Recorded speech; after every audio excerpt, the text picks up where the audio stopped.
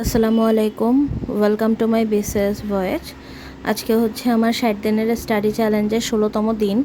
আমি চ্যালেঞ্জটা নিয়েছিলাম প্রায় 2 মাস হয়েও গেছে বলতে গেলে, 2 মাস না হলেও 1 মাসের মতো হয়েছে। পড়ালেখা তো করতে পারছি না, যেহেতু আমি নতুন স্কুলে জয়েন করছি, সব কিছু মিলাই নিতে, প্লাস আমার বাচ্চাদের এক্সাম চলতেছিল। তো বাচ্চাদের এক্সাম আজকে শেষ হয়ে গেছে, বৃহস্পতিবার আজকে ওদের এক্সাম শেষ হয়ে যাবে। আর আমার স্কুলও বন্ধ দিয়ে দিছে, কোরবানির বন্ধ। তো আশা করি যে কয়দিন বন্ধ আছে ওই কয়দিন আমি অন্তত পড়ালেখা করতে পারবো।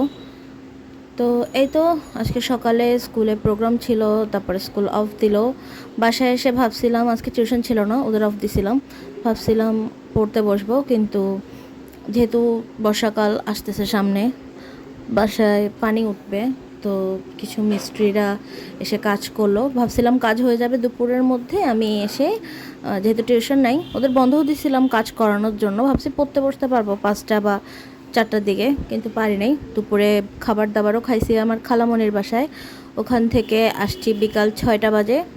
তো এই গরমে সারাদিন প্রোগ্রামে ছিলাম, তার উপরে এসে খালামণির বাসায় ছিলাম, খালামণির বাসাটাও প্রচুর গরম।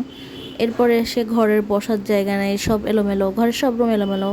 বই খাতাগুলো আম্মু নামায় রাখছে, যেহেতু কাজ করছে মানুষ, তো এখন ঘরে বসারই জায়গা নেই, পড়তে বসার তো দূরের কথা। আর বই খাতাগুলো আমারই গুছাইতে হবে।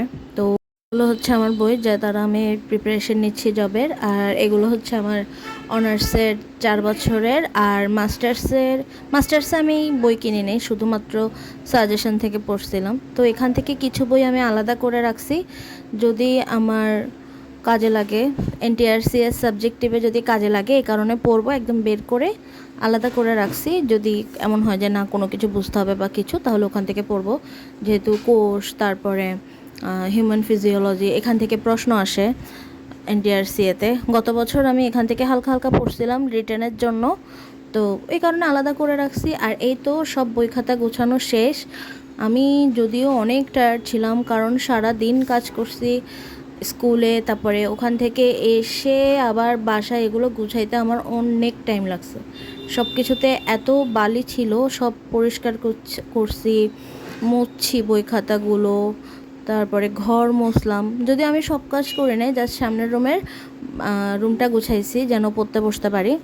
তো এই তো বই খাতাগুলো সব ঠিকঠাক করলাম, টেবিল চেয়ার মুছলাম, অনেক ময়লা ছিল সব কিছুতে। এরপরে এত ক্লান্ত ছিলাম, তাও এখন প্রায় 11টা বাজতেছিল, তাও আমি পড়তে বসলাম। আমার ক্লাস করা বাকি ছিল। আমি প্রতিবার আমার কোচিং থেকে পিছনে পড়ি, যেটা এবারও পড়ছি। ওখানে বাংলাদেশ বিষয়াবলীর উপর যে ক্লাসগুলো ছিল ওগুলো সব হয়ে গেছে। ওনাদের রবিবারে উইকলি এক্সাম, আর এরপরে ভ্যাকেশন শুরু হয়ে যাবে ঈদের।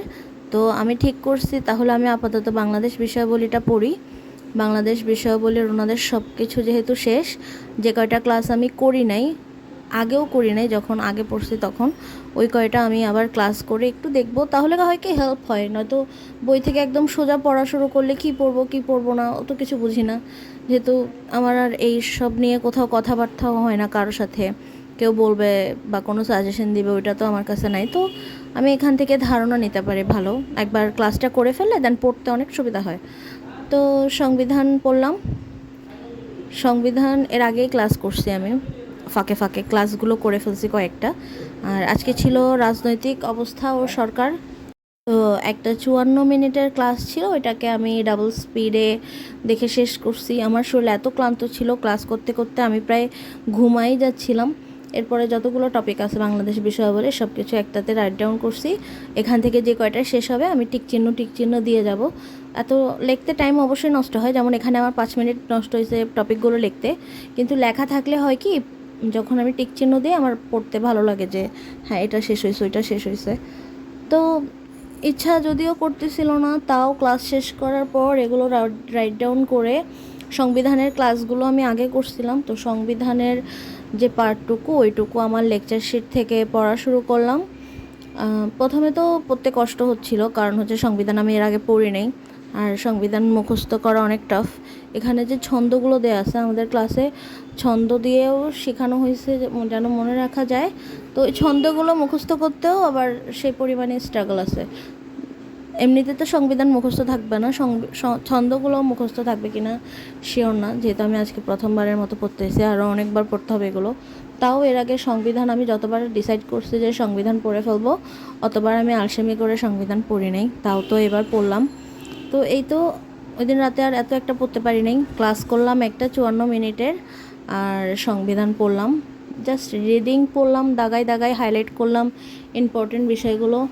অনেকগুলো পরিচ্ছেদ মুখস্থ করার ছিল, এরপর কে কে স্বাক্ষর করছে, কে হাতে লিখছে, সব কিছু যতটুকু হয়েছে। প্রায় রাত 1টা 2টা বাজতেছিল ততক্ষণে, এরপর আর হচ্ছিল না। তো আজকে এই পর্যন্তই।